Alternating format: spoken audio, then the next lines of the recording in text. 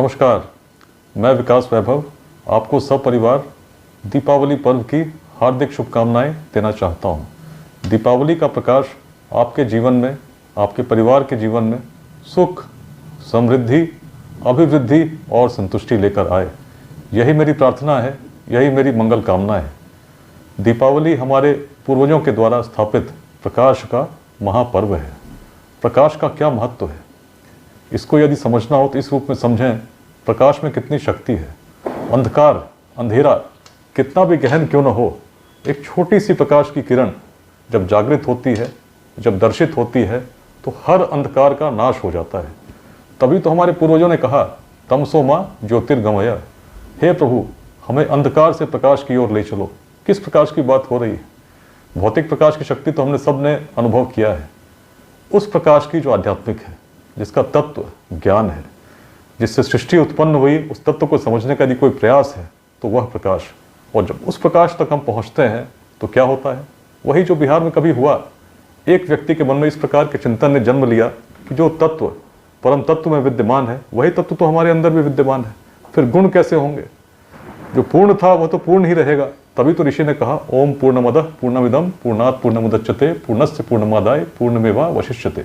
जो पूर्ण था पूर्ण ही रहता है, पुनः पूर्ण में विलीन हो जाता है। अब सोचिए, जिस संस्कृति में इस प्रकार की सोच आ जाए, वह तो केवल मानव जाति ही नहीं, सभी पशुओं में, सभी प्रकार की प्रकृति में भी उसी परम तत्व को देखने लगा। और जब देखने लगा तो उसकी सोच कैसी उत्पन्न होगी? क्या ऐसे व्यक्ति में जो स्वयं में भी उस ईश्वर का अंश देखता हो, दूसरे में भी देखता हो, कोई भेदभाव रहेगा क्या? बिहार में ऐसा ही तो हुआ। और इसी ज्ञान को हमने कहा वेदांत। वेदों का भी अंत हो गया। और जहाँ वेदांत का दर्शन हुआ, जहाँ हमने भेदभाव को मिटाकर सोचना शुरू किया, देखिए कैसे अपवाद प्रस्तुत हुए। जब सोच बड़ी होती है, हम बड़ी लकीर खींचते हैं। और बिहार में तभी तो हम पाते हैं कि सबसे बड़े साम्राज्य का उदय हुआ, जिसको हम अखंड भारत के साम्राज्य के रूप में उसका स्मरण जब करते हैं तो पाते हैं उसकी सीमाएं अफगानिस्तान के पार तक थीं, हिमालय के उत्तर तक थीं, दक्षिण में सागर तक तो थी ही, पूर्वोत्तर के भी पार तक थी। वह बिहार जिसने उस प्राचीन काल में, जब पूरे यूरोप में ऑक्सफोर्ड की, कैम्ब्रिज की कल्पना भी नहीं हुई थी, विश्वविद्यालयों को स्थापित किया था। नालंदा में, विक्रमशिला में। क्यों संभव हुआ? क्योंकि सोच बड़ी थी। यदि हमारे पूर्वज ऐसे छोटे संघर्षों में लिप्त होते तो निश्चित हम बहुत छोटे स्तर तक ही बढ़ पाते। लेकिन अफगानिस्तान के पार तक विस्तार तब हुआ जब बिहार में ऐसी सोच बनी, जिसमें जातियां तब भी थीं, लेकिन आज के प्रकार का जातिवाद हावी नहीं था। रहा होता तो मगध में किसी नंद वंश का उदय नहीं होता। सबसे निम्न वर्ग के व्यक्ति शासक बन सकते हैं, ऐसी अवधारणा इस प्राचीन बिहार ने सिद्ध की और सभी वर्गों ने स्वीकृति दी। उसी प्रकार यदि हम देखें तो आचार्य चाणक्य भी जब चले तो क्या उन्होंने चंद्रगुप्त की जाति खोजी थी? सामर्थ्य का स्मरण किया, सामर्थ्य को नमन किया और लेकर चले। और देखिए, जो असंभव प्रतीत होता था, छोटे छोटे राज्यों, गणराज्यों को जोड़कर अखंड भारत की हमने स्थापना की। बिहार के इतिहास को हम पाते हैं तो पाते हैं बुद्ध धर्म में क्या पाते हैं? तथागत का क्या संदेश? अप दीपो भव, तुम ही प्रकाश हो। प्रकाश का महत्व बिहार की दृष्टि में सदैव रहा है। और इसीलिए हम देखते हैं कि जब पाते हैं तो बिहार की अभिवृद्धि क्यों हो रही थी। उस प्रकाश से जब हम स्मरण करेंगे, जो हमारे पूर्वजों की दृष्टि थी, भेदभाव से ऊपर उठेंगे और आज मिलकर प्रयास करेंगे शिक्षा के उत्थान में, समतामूलक समाज के निर्माण में हर प्रयास और उद्यमिता के विकास पे। चूँकि बिहार में आज सबसे बड़ी स्थिति यह है कि सबसे अधिक संख्या युवाओं की है। कुछ आंकड़ों को माने तो लगभग 9 करोड़ के आसपास हमारी संख्या ऐसे लोगों की है जिनकी उम्र 30 वर्ष से कम की है। भारत का लक्ष्य है 2047 तक एक विकसित राष्ट्र बनना। और यदि हम चाहते हैं तो निश्चित है बिहार को भी 2047 तक एक विकसित प्रदेश के रूप में, इस रूप में विकसित करना होगा जिसमें किसी व्यक्ति को भी शिक्षा के लिए, रोजगार के लिए, स्वास्थ्य के लिए बिहार से बाहर जाने की आवश्यकता नहीं हो। बिहार ऐसा हो जिसमें लोग बाहर से आएँ, जैसे प्राचीन काल में प्राणों को संकट में डालकर पढ़ने के लिए लोग बिहार की ओर आते थे। ज्ञान की भूमि, प्रकाश की भूमि तो हमारी भूमि रही है। क्यों ना उसको अपने जीवन काल में पुनः बनाए। जब पूर्वज तब कर सकते थे, जब मार्ग नहीं थे, टेक्नोलॉजी नहीं थी, सूचना के तंत्र नहीं थे, तो आज हम क्या नहीं कर सकते हैं। आवश्यकता पूर्वजों की दृष्टि की है।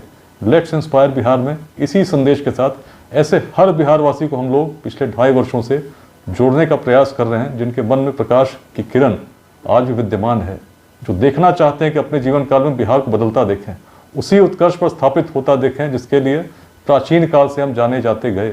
और आसान है, दिखने में कठिन लगता होगा, लेकिन यदि हम जाति, संप्रदाय, लिंग भेद, इन सभी भेदभाव से ऊपर उस प्रकाश का स्मरण करें जिससे अंधकार का नाश होता है, उसी रूप से दीपावली का प्रकाश उस रूप में हमारे अंतर्मन के प्रकाश को जागृत करे जिससे हर लघुवाद नष्ट हो जाए, तो हम देखिए निश्चित है कि आगे बढ़ेंगे। लेट्स इंस्पायर बिहार में 70,000 से अधिक लोग जुड़कर अनेक प्रकार के प्रयास कर रहे हैं। महिलाओं के द्वारा 14 केंद्रों पर निःशुल्क गार्गी पाठशालाएं चल रही हैं, जो विदुषी गार्गी वाचकनवी के स्मरण के अनुसार है। यदि हम देखें तो अनेक जिलों में स्टार्टअप समिट्स आयोजित हुए हैं अपने यूथ के लिए।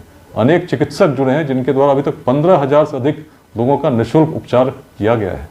छोटे छोटे प्रयास हैं, लेकिन मिलकर यदि हम करेंगे, सोचिए इसका स्तर क्या होगा। लेट्स इंस्पायर बिहार में अभी तक 1,000 से अधिक कार्यक्रम हम लोगों ने सभागारों में किए हैं।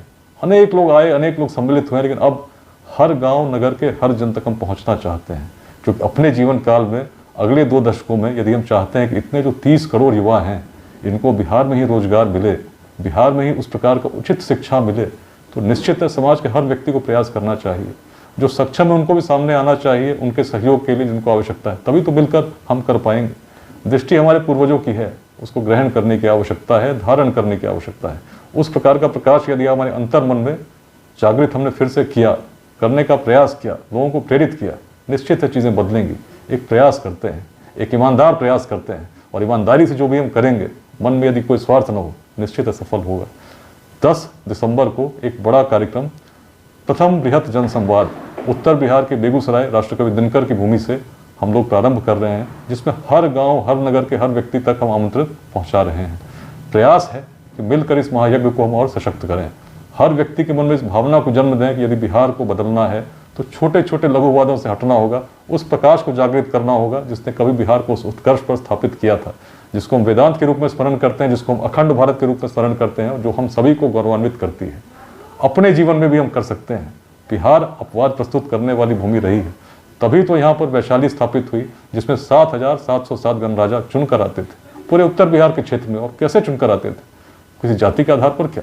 नहीं, सामर्थ्य के अनुसार लोग चुनते थे और चुनकर वैशाली के संथागार में प्रतिवर्ष भेजते थे, जहां उनके द्वारा अपने गणाधिपति का चयन होता था। अपवाद प्रस्तुत करने वाली भूमि नहीं, शून्य की दृष्टि की, और शून्य आज पूरी गणित और विज्ञान का आधार है।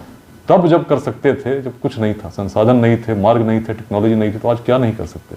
बस उस दृष्टि को, उस प्रकाश को अपने मन में स्थापित करने की आवश्यकता है, और हर भेदभाव से परे सोचते हुए बिहार में योगदान करने की आवश्यकता है। तो पुनः मैं सभी को दीपावली पर हार्दिक शुभकामनाएं तो देना चाहता ही हूँ, लेकिन साथ में उस संकल्प का भी स्मरण कराना चाहता हूँ जो हमारे मन में स्थापित है। उस प्रकाश को जागृत करने का संकल्प दिलाने का प्रयास कराना चाहता हूँ, जो यदि जागृत हुई निश्चित है बिहार का उत्कर्ष होने से कोई रोक नहीं सकेगा।